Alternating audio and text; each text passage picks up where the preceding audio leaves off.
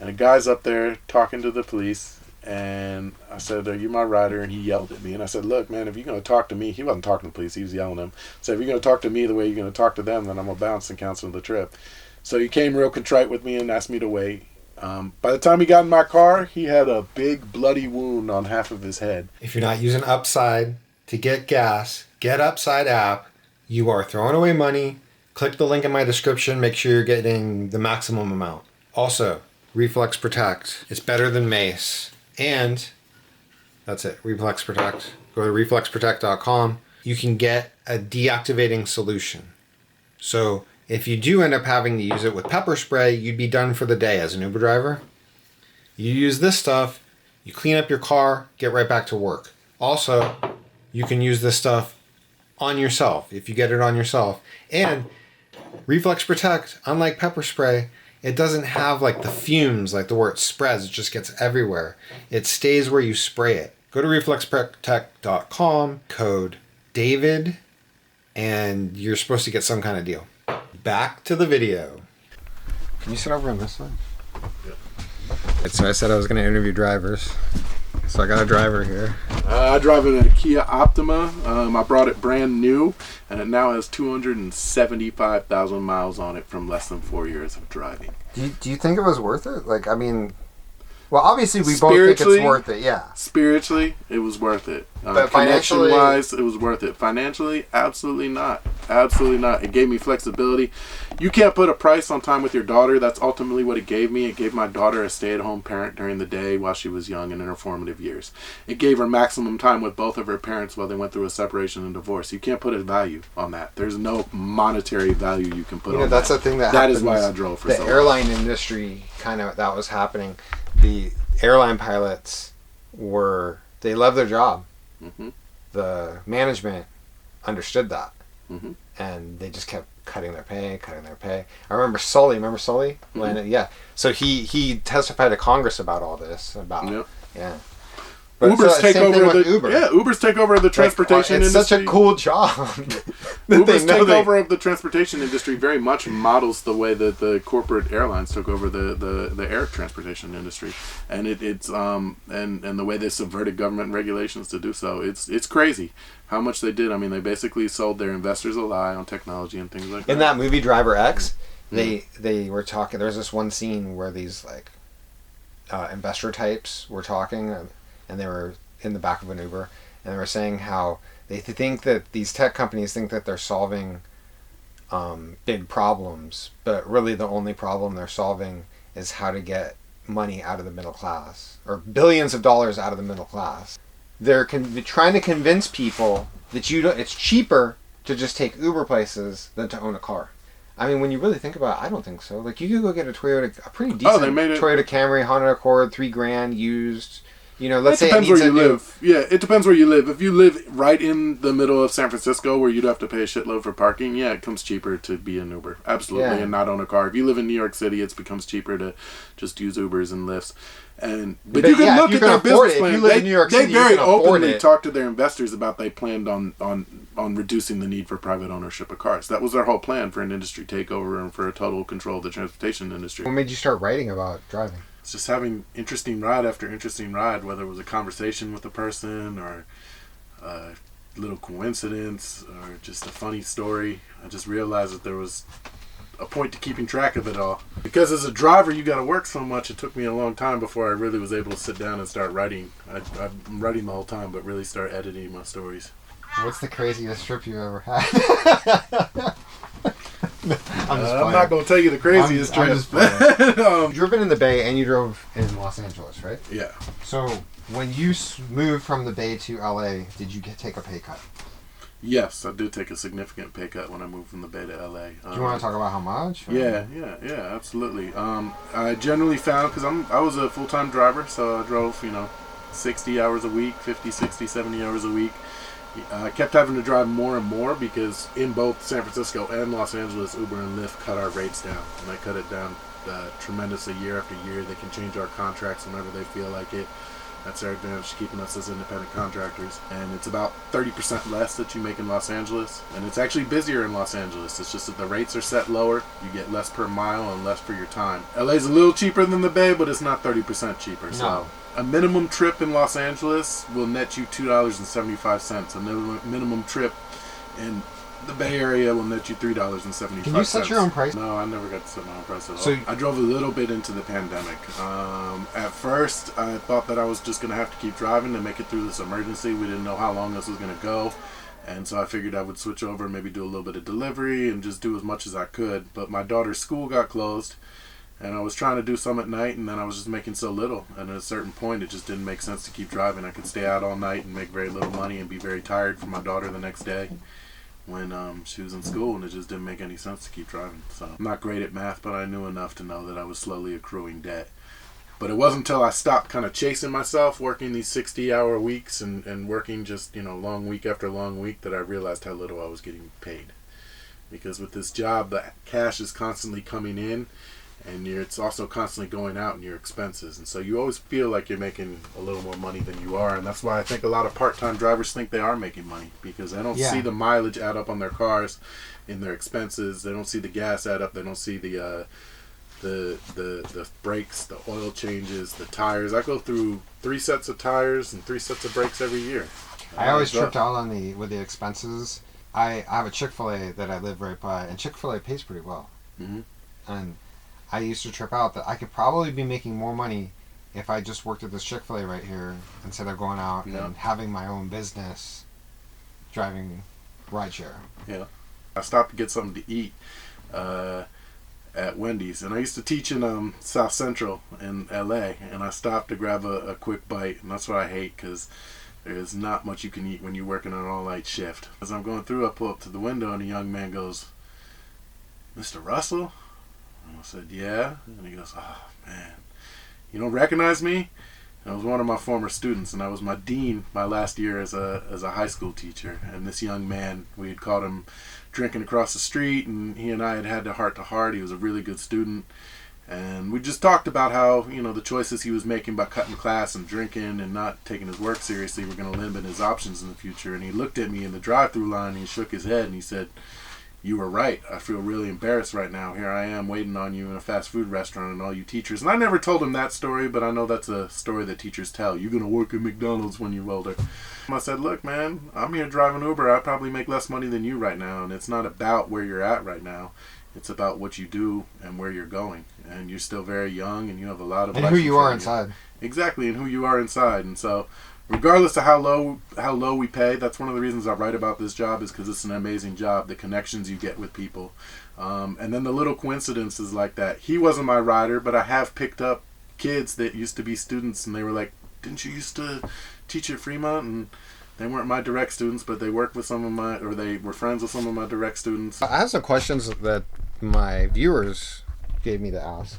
Mm-hmm. So I'm gonna run them by you real fast. When the pandemic started, did you sanitize your car? I already had my sanitization of my car for my daughter, just to get clear of all the germs when she would get in the car the following day. And I'd always clean my car up and straighten it up during the shift, but what do you use? I would use a Lysol spray, like an antibacterial Lysol spray, that I would spray it down and wipe it down. But before the pandemic, I would pretty much do that at the beginning and end of my shift, but it became something I did throughout the shift. The problem is we're not paid during that time, and if you're working during a busy time, you got to go get that next trip. You don't have time to sanitize your car between every trip. You won't make any money. So you don't even have time to fix the seats and clean up after people. Clean up after trash, pick up trash. I mean, people are really sometimes you're picking up a passenger right where you're dropping one off. All the time you are. It's crazy. And if you don't keep it moving like that, you aren't going to make money. Where would you use the bathroom? To me, the risk is not worth the reward right now. What do you do about going to the bathroom? What do I do about going to the bathroom? Well, luckily I'm a man. I use trees. What about when you got to drop a deuce? And I hold it. Do you know any, do you have like a bathroom spot, like when you're wherever downtown? All right, so yeah, I really don't like using public bathrooms, but as a driver, I had to. To make this job work for me when I left the house, I don't like these sob stories, I like the good stories better, but to make this job work for me when I left the house, I'd leave the house on a Friday and I wouldn't come home till Sunday night, my daughter coming back on Monday morning. I had to be out living on the road. And so I learned that your cleanest bathrooms are in Safeways first thing in the morning, right after they've cleaned them, and in Starbucks. Starbucks is a nice spot. Starbucks keeps their bathrooms clean. And then you know that roast beef spot at La Brea and Olympic? I don't eat meat, so I don't go Okay, so there's this roast beef at La Brea and it looks like, I know which one you're talking about. It looks like it would have clean bathrooms. You can go into the bathroom from the outside, and the bathrooms are spotless. Yes, there's a couple places I found. And there's parking, and it's a place where there's no parking anywhere, and there's parking. Especially being an all-night driver, you learn the places where you can slide in and find a bathroom real quick if you needed to. But there really isn't nothing in the middle of the night, and if it should strike, you better be able to hold it, or it's not a job for you. And I really feel for the women drivers out there. I don't know what they do. In San Francisco, because there were so many drivers at a point, what they did is they actually there was a company that started an app where you could use the bathrooms in the Whole Foods, and you actually paid for that service as a driver. It was crazy. It's like another person trying to get in the pockets of drivers. Now, it wasn't that big a fee, but it was still a little fee. Yeah. That you had to pay to use a public bathroom, and we're making so little money to have another technology company trying to get in our pockets just felt so wrong. You ever have people ask you about staying in your... Do you drive around here? Like, you know what I'm talking about? They think somehow you have control of like where you end up, and like you drive in a certain area. You have no idea where you're gonna end up. People would ask me that all the time. It's like, and you know what? It's. Do you try to stay around here? I'm like, what? Yeah. Like, so it's crazy. People have no idea. You don't have a choice, and especially if you're a full-time driver, you get that long trip. You better be ready to roll, because that's more money than you're gonna make possibly the rest of the night. And it's fortunate to get them, but you don't know where they're going to take you, and so you better be ready to roll them. If they're way too far out, it's not worth it, because you don't make any money on the way back, and it cuts so much into the money you make, it's just really not worth it. But I will say, actually, too, that's if you're going to drive, and you're going to drive a lot, you got to embrace that part of the experience. There are nights that it's fantastic that I don't know where the hell I'm going to end up by the morning. And, by the morning, I'm on the beach in Long Beach or Santa Monica, and I'd started my night out in Hemet in the Inland Empire or wherever the heck I was at. And so that's the cool thing, is you can look back at the end of the night and be like, I was in Hollywood, I was in West LA, I went out to the beach by Santa Monica, I was over by Venice, I went out to Griffith Park. You go everywhere, Echo Park, and just you make that loop, and it's pretty cool to see all those different places and all those different neighborhoods. You gotta all the people. I thought I knew Los Angeles. Now I've been like through these cracks and crevices that like I would have never gone if it wasn't for when I grew up. Like neighborhoods where I wasn't even supposed to be in, now I'm driving in. People would sometimes ask you, do you worry about driving in certain areas? And I'm going to tell you, most of the problems you have are in Beverly Hills. In the rich areas, those are your obstinate customers. Those are your customers that give you problems, spoiled people. Generally, you're driving around working class people, and people going to and from work, or even just, if they're even out having a good time, whatever they're doing, they're just decent people. But you did mention that one pickup where you picked up somebody at Ladera Park.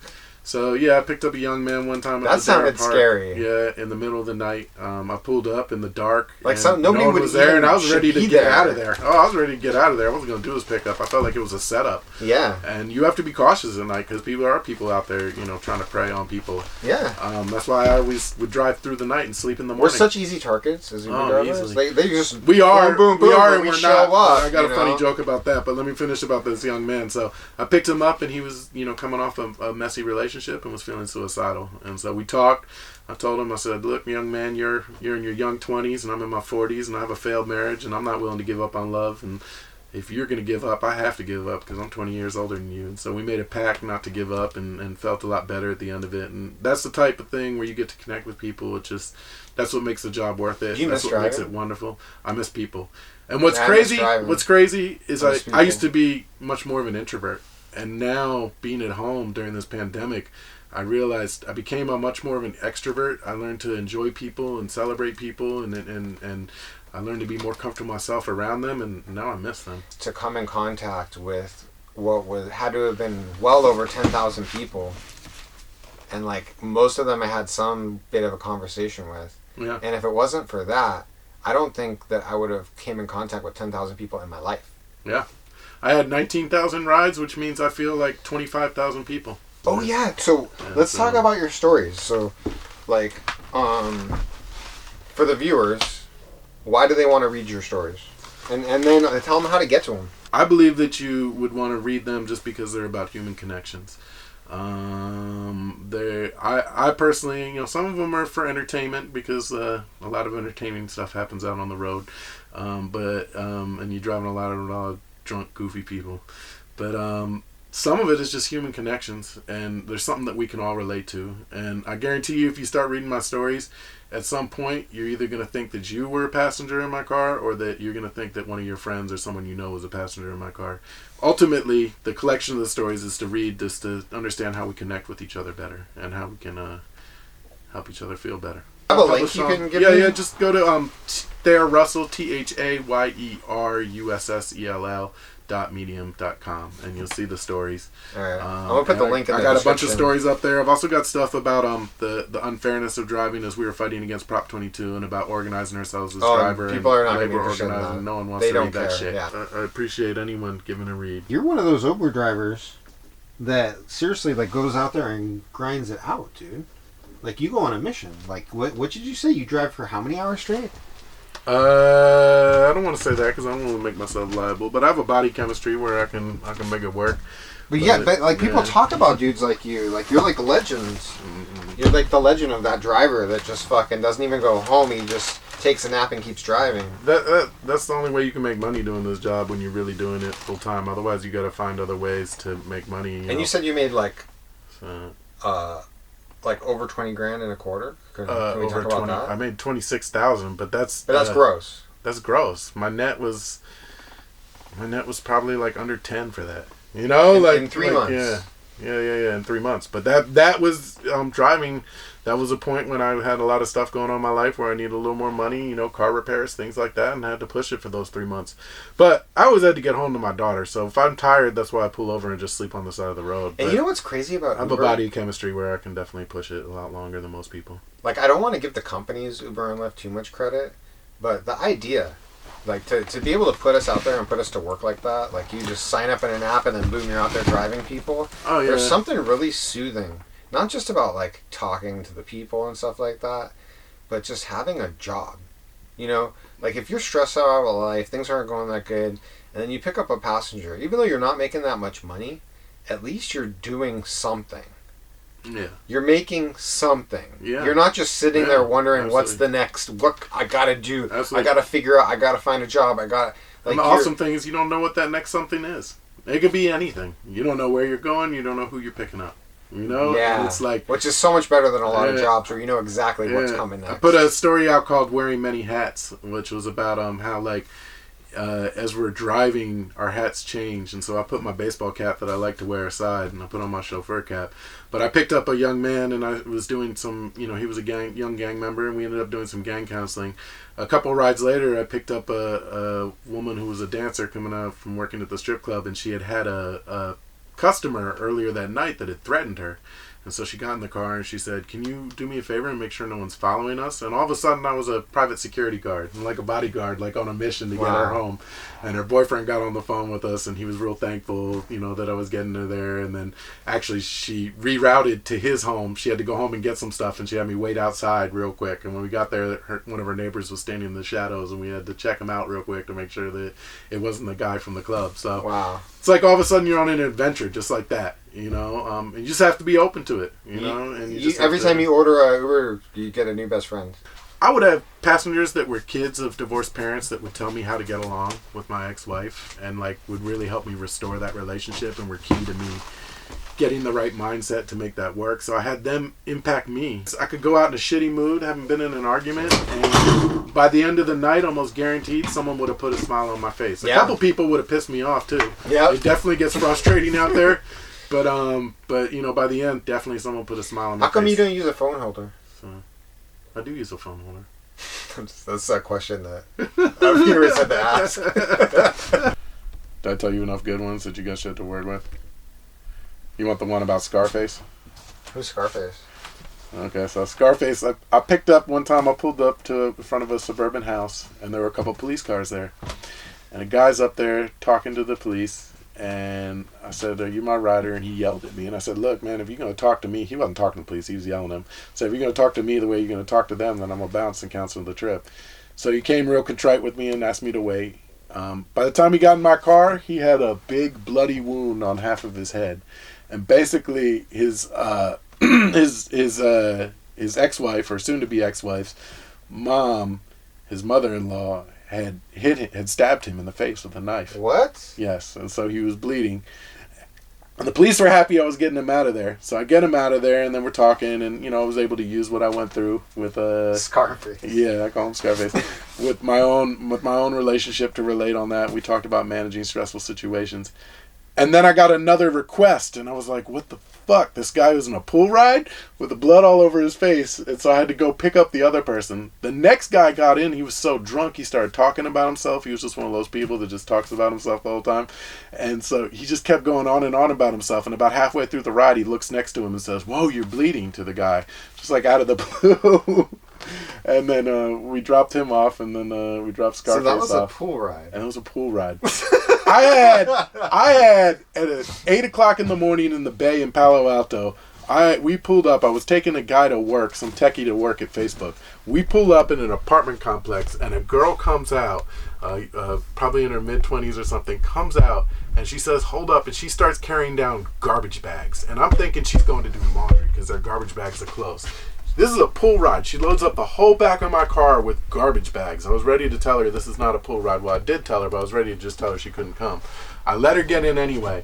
She gets on the phone in the car in front of me and the other passenger and calls some dude and said, all right, I left him, so what's up with you and me now?